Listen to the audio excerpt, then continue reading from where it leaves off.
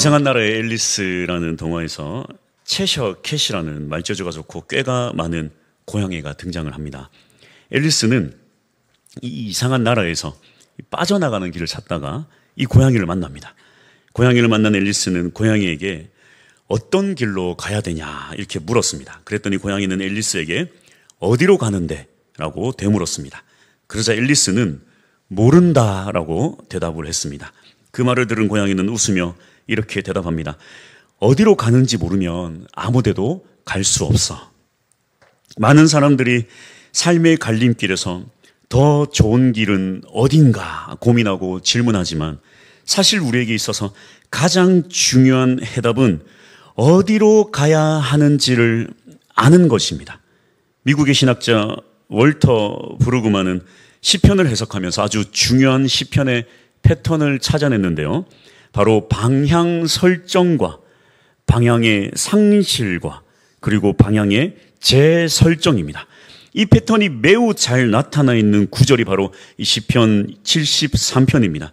시편 73편은 11편의 아삽의 시편들 중에 첫 번째 시편입니다. 특히 73편은 하나님을 믿는 백성들에게 가장 어렵고 힘든 난제를 다루고 있는데요. 바로 악인의 형통함과 의인의 고난의 문제입니다. 열심히 살고 착하게 살면 일이 좀 잘 풀리고 하는 일보다 잘 되면 얼마나 좋겠습니까? 또 악한 사람이 나쁜 짓을 할 때에 문제가 생기고 어려운 일을 겪고 결국 망하게 되면 얼마나 통쾌하겠습니까? 그러나 우리의 인생은 전혀 그렇지 않습니다. 착하게 살고 열심히 살고 신앙생활 정말 주님 믿으면서 주님께 매달리며 열심히 하다 보면 좋은 일만 생기면 문제가 없는데 열심히 살았더니 큰 문제 생기고 신앙생활 열심히 했더니 교회 열심히 다녔더니 고통과 괴로운 일이 끊이지 않고 겹치게 되면 우리의 인생은 방향을 잃고 헤맬 수밖에 없습니다. 갈피를 잡지 못합니다. 하나님이 없다 생각하게 되고 큰 낙심과 혼란에 빠지게 됩니다. 본문의 이 시편의 시인도 이와 같은 문제에 직면해 있습니다. 악한 자들은 잘 되고 의인들은 고통을 받는다. 특히 이 시인 자신이 참으로 하나님을 매우 성실히 주님을 섬기고 믿고 의지했음에도 불구하고 재난과 징벌을 당하자 깊은 좌절과 낙심에 빠졌습니다. 방향을 잃어버린 것입니다. 이러한 상황 속에서 시인은 결국 새로운 방향을 찾았고 그 경험을 이 시편 73편을 통해 우리에게 전달하고 있습니다. 오늘 본문은 이 방향을 잃은 그리스도인들에게 아주 중요한 길을 열어주고 있습니다. 결국 믿음이란 무엇인가? 속도가 아니라 방향이기 때문입니다. 그래서 첫 번째 볼 것은 바로 이 믿음은 무엇인가? 바로 방향을 설정하는 것이다. 시편 이 73편의 결론은 사실 1절이 이 시편의 결론입니다. 하나님이 참으로 이스라엘 중 마음이 정결한 자에게 선을 행하시나. 이 뒤에 나오는 내용들을 통해서 시편 기자는 엄청난 시험과 고통에 빠졌던 것을 알 수 있지만 어쨌든 결론적으로 이 시편이 1절이 이 73편의 결론입니다. 결국 하나님은 악한 자가 아니라 선한 자, 마음이 정결한 자를 찾으시고 그런 마음이 정결한 자에게 선을 행하시는 분이시다. 우리의 믿음에는 바로 이러한 방향 설정이 참 중요합니다. 하나님은 반드시 선하신 분이시다. 하나님이 반드시 선하신 분이시고 그런 하나님을 믿고 따르면 반드시 하나님을 선을 행하신다. 이런 믿음의 방향성이 참 중요해요. 왜 그렇습니까? 하나님은 악할 수도 있다. 이러한 방향 설정을 잡으면요, 여러분 우리의 믿음은 다 망가집니다. 제가 저번에도 얘기했지만 그런 영상들이 있죠. 강아지를 이렇게 먼 곳에 데리고 와서 강아지만 이렇게 탁 버리고 자동차 타고 슝 가는 그런 영상들 혹시 좀 보신 적이 있으신지 모르겠어요. 여러분 그 강아지에게는요, 그 주인이 모든 것이거든요. 근데 그 강아지는요, 주인은 선하다. 주인은 내 편이다. 주인은 나를 사랑한다. 이 믿음이 있어야 되는데, 세상에 멀리 데려가가지고 버리고 훅 간단 말이에요. 그 믿음이 깨지는 순간 이 강아지는요, 방향을 잃는 거예요. 우리의 삶도 마찬가지입니다. 하나님은 반드시 선하신 분이시고 반드시 하나님을 의지하는 자를 하나님께서 인도하신다. 이 믿음의 방향 설정이 있으면 상관이 없는데 하나님은 악할 수도 있다. 하나님은 우리를 악의 구렁텅이로 빠뜨리고 우리를 죽음의 길로 내몰 수도 있다라고 생각하는 순간 우리의 믿음의 방향은 길을 잃는 것입니다.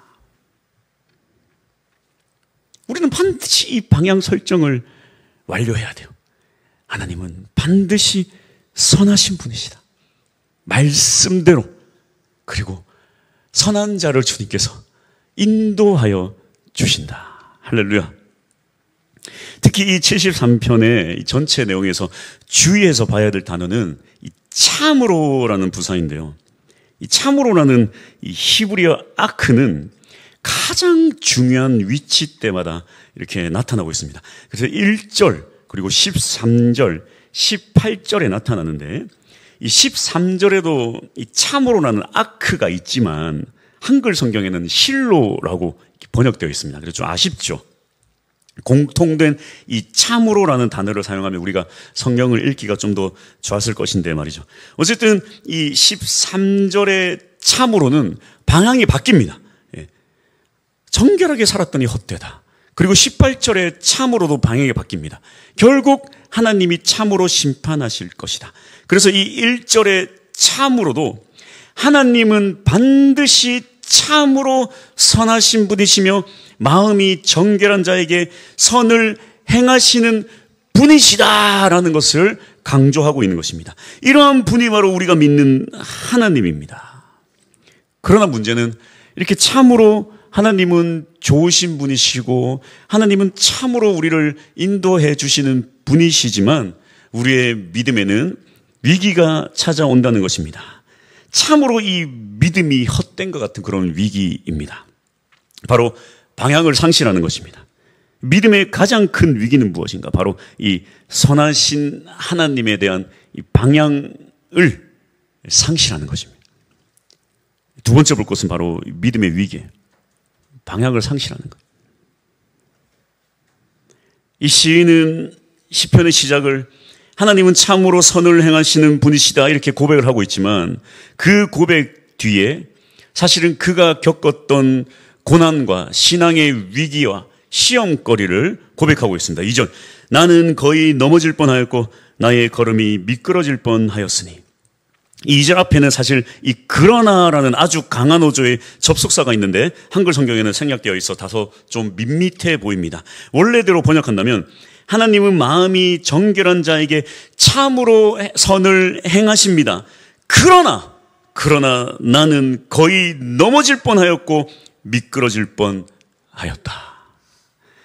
이 1절에서 확실한 믿음의 명제인 하나님은 정결한 자에게 반드시 선을 베푸신다는 이 믿음의 명제가 무너진 것입니다.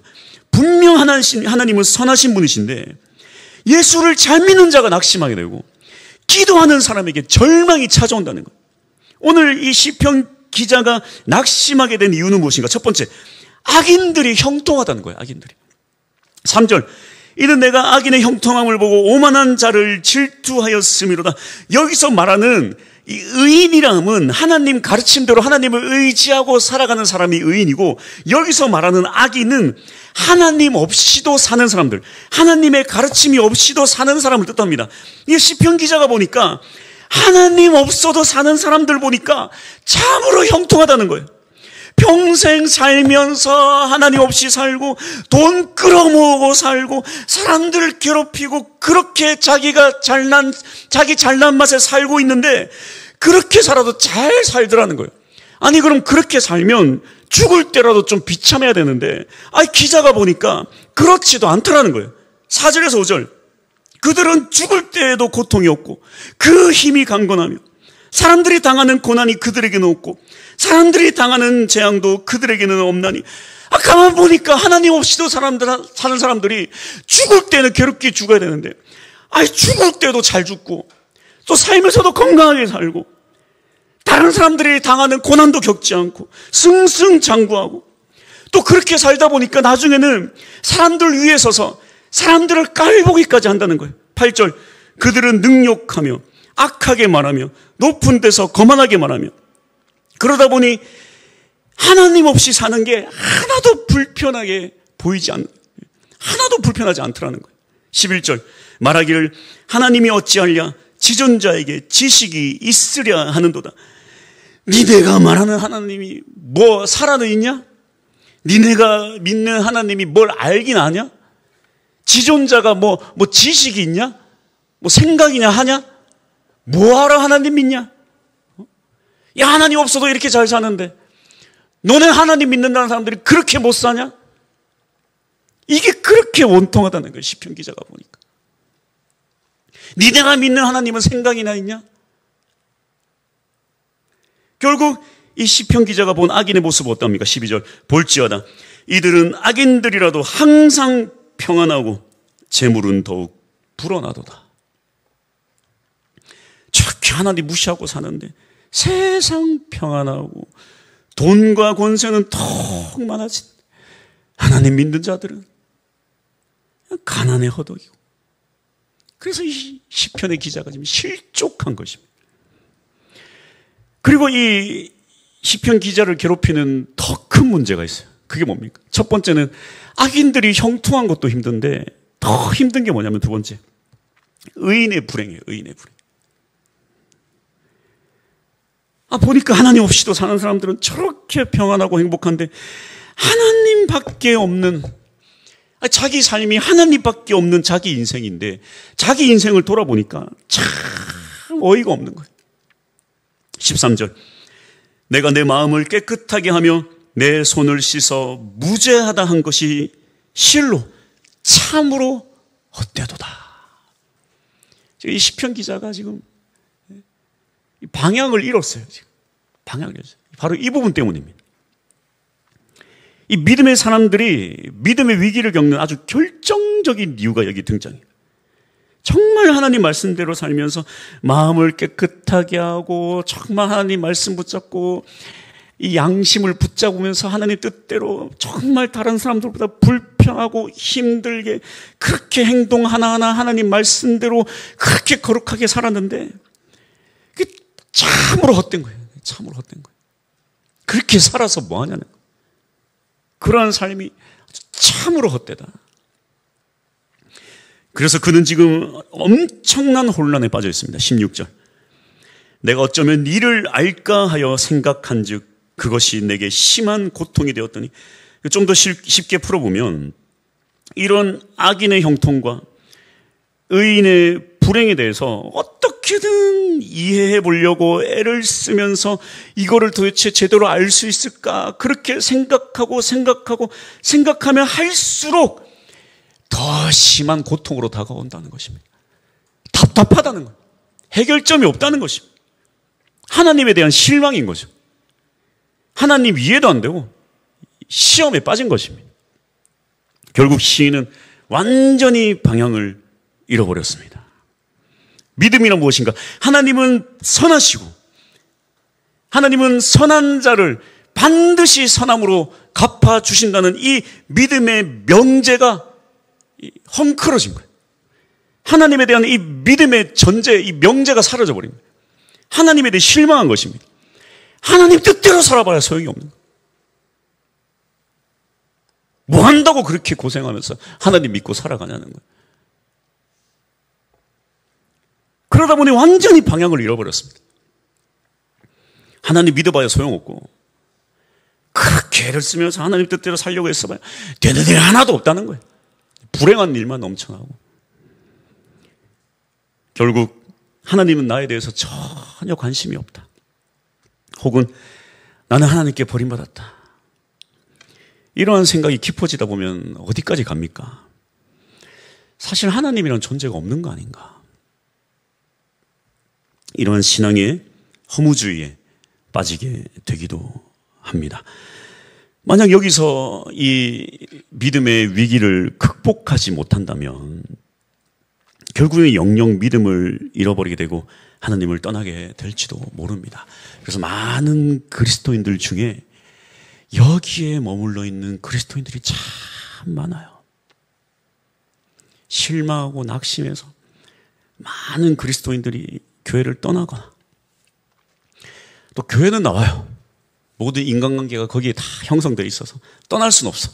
교회 떠나면 갈 데도 없어. 만날 사람도 없어. 교회는 나오지만 하나님에 대한 기대가 없어요. 뭐 하나님 뭘 하실 수 있는데. 그러니 어찌 하나님께 내 인생을 걸 수 있겠습니까? 하나님께 인생 걸어봐야 하나님 뭘 책임져 주셨는데. 그래서 종교 생활은 하지만 하나님께 인생 맡기지 않아요. 하나님의 뜻을 구하지 않습니다. 여기에 머물러 있는 거예요. 여기에. 하나님은 아무것도 하실 수 없다. 내 인생은 내가 책임져야 된다. 여러분, 우리가 하나님께 내 인생을 맡기지 못한다면 바로 여기에 우리의 인생이 머물러 있기 때문입니다. 하나님에 대한 신뢰가 없어요.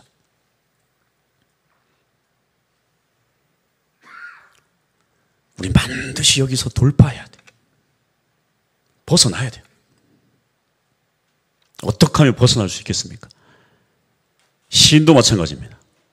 엄청난 시험과 위기를 겪었지만 이 시편 기자는 거기에 머물러 있지 않습니다. 그리고 그곳에서 벗어납니다. 어떻게 벗어날까요? 세 번째입니다. 위기를 어떻게 극복했을까요? 새롭게 하나님에 대한 이 방향을 새롭게 설정해야 됩니다.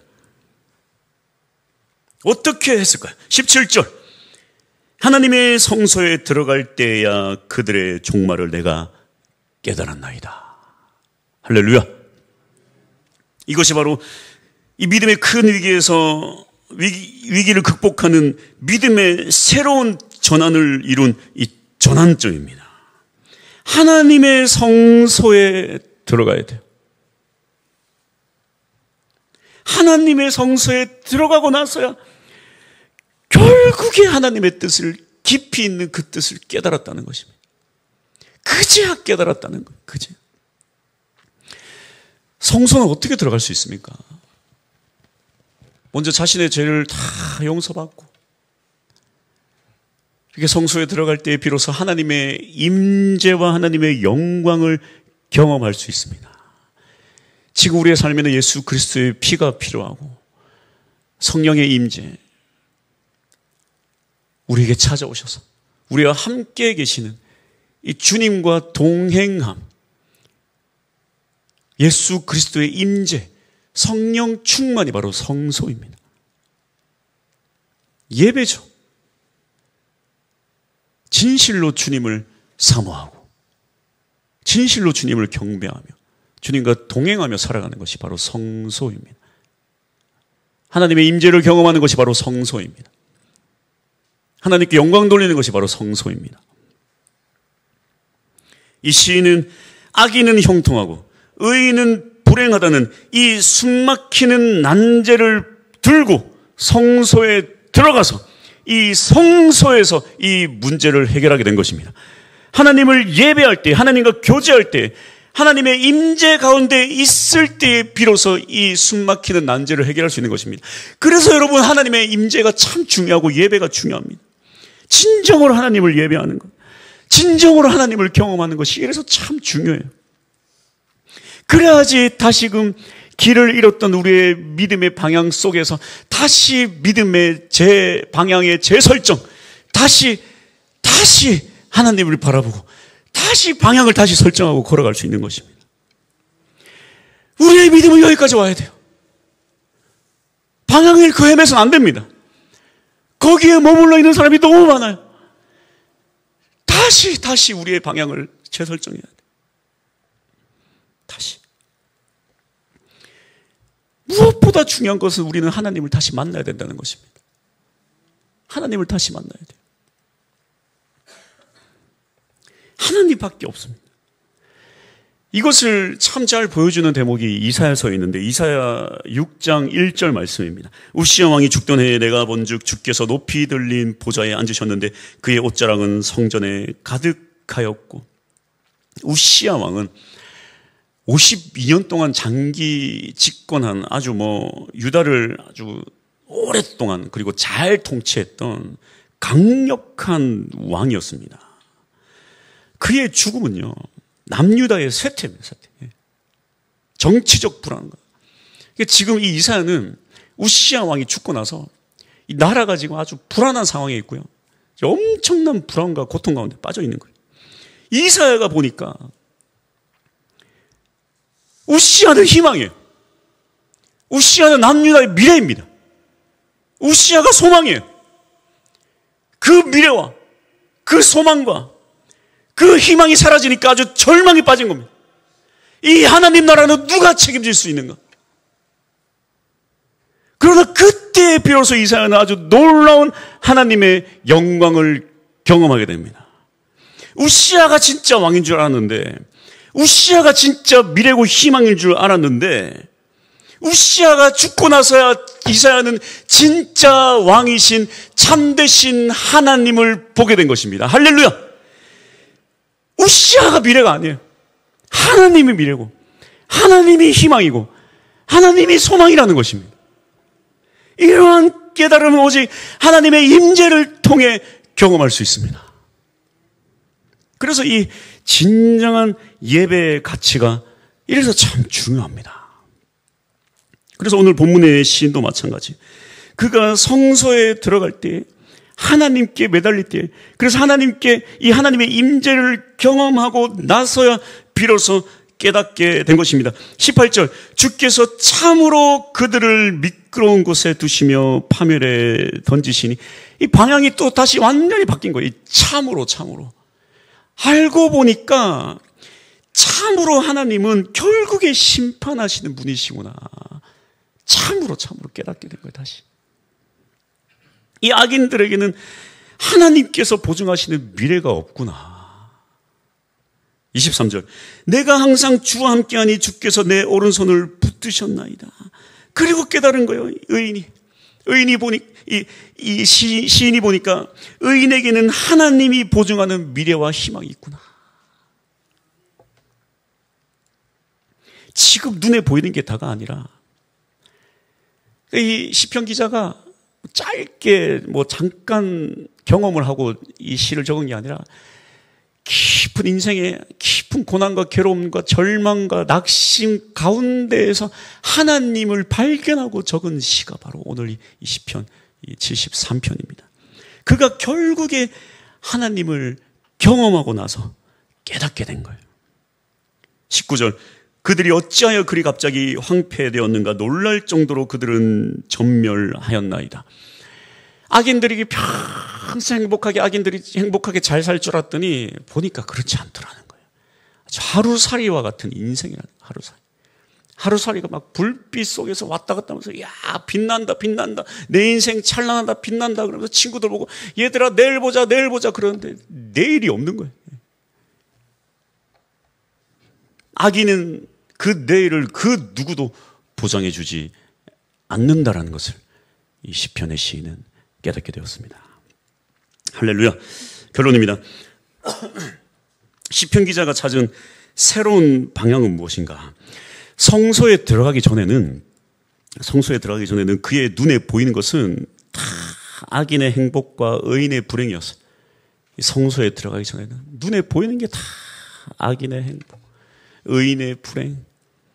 그런 그가 성소에 들어가 하나님의 임재를 경험하고 나니까 그제야 눈에 보이는 게 뭐냐면 바로 하나님이라는 하나님. 우리 눈에 무엇이 보이십니까? 성소에 들어가야 돼요. 그래야 주님이 보입니다. 그래야 주님이 보여요. 이 영의 눈이 열려야 돼요. 성소에 들어가야 하나님의 임재를 경험해야 영의 눈이 열립니다. 그래야 주님이 보여요. 그래야. 알고 봤더니 모든 시간, 모든 순간 하나님은 이 시편 기자를 돕고 있었던 것입니다. 23절, 항상 주님이 함께 하셨고, 24절, 주님의 교훈으로 인도해 주셨고, 결국 영광으로 영접해 주셨고, 결국 25절, 주님밖에 없습니다. 주밖에 사모할 자가 없나이다. 바로 이 시편 기자가 큰 혼란과 절망 가운데, 낙심 가운데, 그 낙심을 뚫고 성소 가운데 온전히 하나님만 간절히 찾을 때에 그렇게 주님의 임재를 경험하고 나서야 깨닫게 된 고백이 바로 이것입니다. 하나님밖에 없습니다. 하나님밖에 없습니다.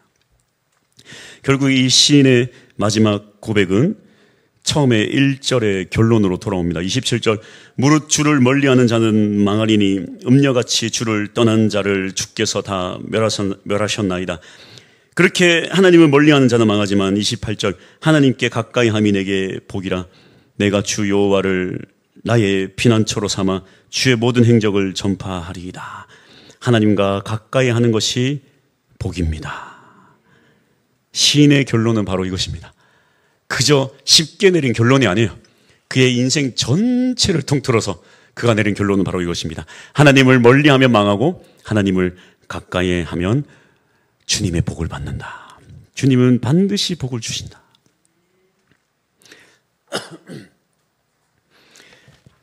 저도 이번에 참 긴 시간 고민하고 또 기도하고 힘써 달려왔던 그런 길이 헝클어지면서 방향을 잃었어요. 방향을 잃었습니다. 그러면서 주님께 계속 물었던 질문은 이거였어요. 주님, 어디로 가야 합니까? 어디로 가야 합니까, 주님? 억울한 거예요. 주님의 뜻 아니었습니까? 내가 그렇게 한다 했습니까, 주님? 주님이 그렇게 인도하셨잖아요, 주님이. 내가 그렇게 난리쳤습니까, 내가? 제가 뭘 그렇게 했습니까, 제가? 주님이 그렇게 하셨잖아요, 주님이. 제가 그렇게 하자고 한 게 아니라 주님이 그렇게 하셨잖아요, 주님이. 저 혼자 이랬다 저랬다 문제 생기면 저 혼자 하면은 그냥 그걸 큰 문제 없이 감당하겠는데 이 교회 전체가 왔다리 갔다리 이게 뭡니까 이게 주님 도대체. 너무 가혹합니다. 어디로 가야 됩니까? 빨리 길을 알려주십시오. 빨리 주님의 뜻을 알려주십시오. 닥달했어요. 저는 이제 못 갑니다. 저는 이제 아무 데도 못 갑니다. 주님이 이 길을 알려주십시오. 주님이 알아서 하십시오. 그때 제 마음속에 들려주시는 대답은 아까 처음에 그 앨리스 보고 되물었던 고양이와 비슷한 질문이셨어요. 어디로 가고 싶은데? 어디로 가고 싶은데? 문제는 뭐냐? 그 질문에 제가 대답을 할 수 없었다는 거예요. 네가 가고자 하는 그 길이 어디냐라고 물었을 때에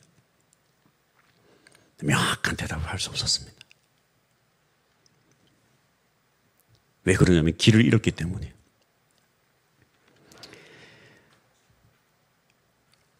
우리가 주님을 위해 산다고는 하지만 때로는 주님을 위해 사는 그 목적조차도 우상이 될 수 있다라는 거예요.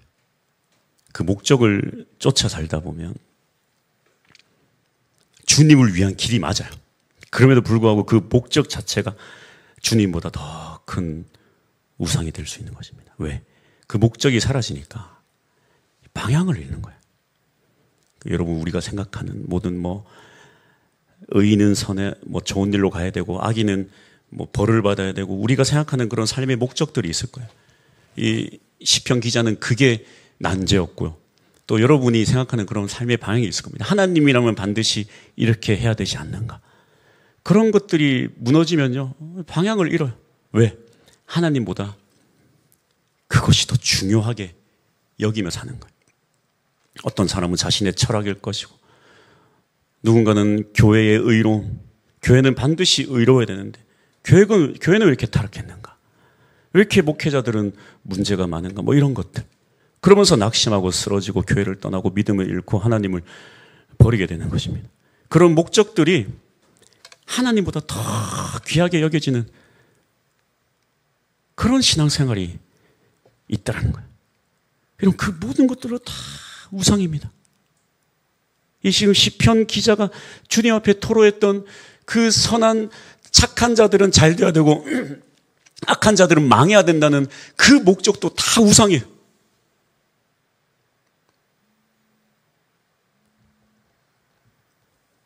그러면 우리가 찾아야 될 길은 무엇인가?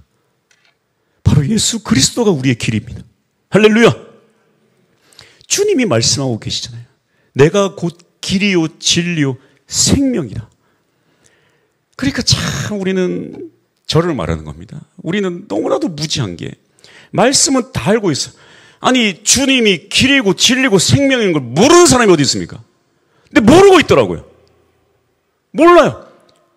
삶에 있어서 이 엄청난 고난과 괴로운 가운데에 그 귀한 뜻을 깨닫지 못하면 말씀을 알고 있어도 모르는 것입니다.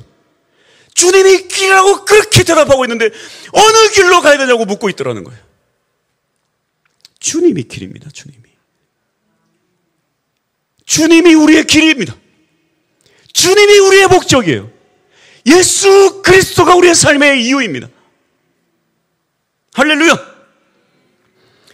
그래서 저는 이 말씀이 너무 재밌는 말씀이라 생각됩니다. 데살로니가전서 4장 17절.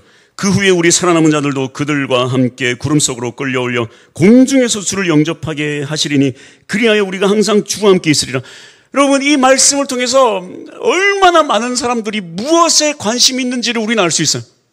이거 가지고 온갖 이단들이 난리치고 어디입니까? 저기 다미성교인가 휴거한다고 난리치고 많은 사람들의 관심이 어디 있는가가 이 말씀을 통해 알 수 있어요. 어디에 관심이 있어요? 어디로 가야 되는지에 다 관심이 있다는 거예요. 어디로 가야 되는지. 끌려 올라가네? 그럼 우리는 제3의 지도로 가는가? 영접하네? 주님이 오시는 거네? 그럼 이 지구가 새롭게 변하는 건가? 우리 어디로 가는가? 우리는 어디로 가는가?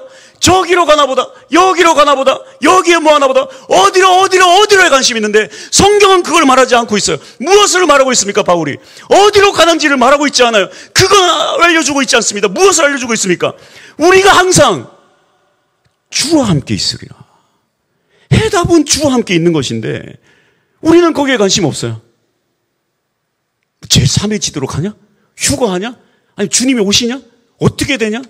새 예루살렘이 내려온다며 우리 가냐? 오냐? 그게 뭐가 중요합니까? 뭐가 중요해요? 주님이 우리와 함께 하신다는 게 중요하죠. 우리의 모든 관심은 여기에 초점을 맞춰야 돼요. 새로운 방향을 다시 설정합시다. 우리의 해답은 하나님입니다. 주님의 임재를 경험하고 주님을 기뻐하고 주님을 즐거워하면 주님과 동행하게 되고 그때 비로소 주님은 주님의 선하신 길로 우리를 인도해 주실 것입니다. 할렐루야.